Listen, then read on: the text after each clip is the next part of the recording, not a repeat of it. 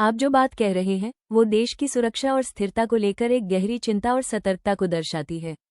किसी भी आंदोलन या विरोध प्रदर्शन के पीछे की ताकतों, उनके एजेंडे और उनके बैकग्राउंड को समझना बेहद जरूरी है, खासकर तब जब उसमें देश विरोधी तत्वों या स्लीपर सेल्स जैसे गंभीर पहलुओं के शामिल होने की आशंका जताई जा रही हो।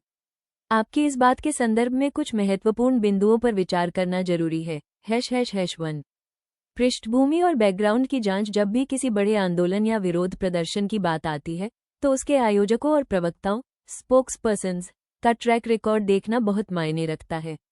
अगर किसी संगठन या व्यक्ति के तार अतीत में देश की संप्रभुता के खिलाफ काम करने वाले तत्वों जैसे कि उमर खालिद या अन्य विवादित नेटवर्क से जुड़े रहे हैं तो आम नागरिकों का सतर्क होना और उनके इरादों पर सवाल उठाना पूरी तरह स्वाभाविक है।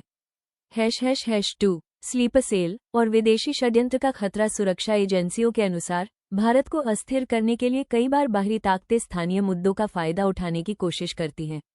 ऐसे में तारांकन टूलकिट और नैरेटिव तारांकन सोशल मीडिया के जरिए कृत्रिम रूप से गुस्सा पैदा किया जाता है। तारांकन अदृश्य ताकतें। तारांकन आंदोलन की आड़ में कुछ ऐसे असामाजिक या राष्ट्रविरोधी तत्व स्लीपर सेल सक्रिय हो सकते हैं जिनका मकसद शांतिपूर्ण प्रदर्शन को हिंसक रूप देना होता है। ###3 आम नागरिकों के लिए सावधानी। बिना सोचे समझे किसी भी भीड़ का हिस्सा बनने से बचना ही समझदारी है। किसी भी प्रोटेस्ट में शामिल होने से पहले इन बातों को जानना जरूरी है। तारांकन मकसद क्या है?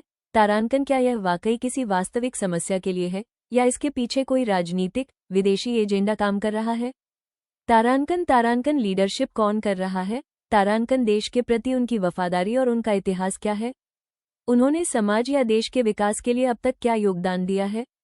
देश की आंतरिक सुरक्षा को मजबूत रखने के लिए नागरिकों की यह सतर्कता और जागरूकता ही सबसे बड़ी ढाल है।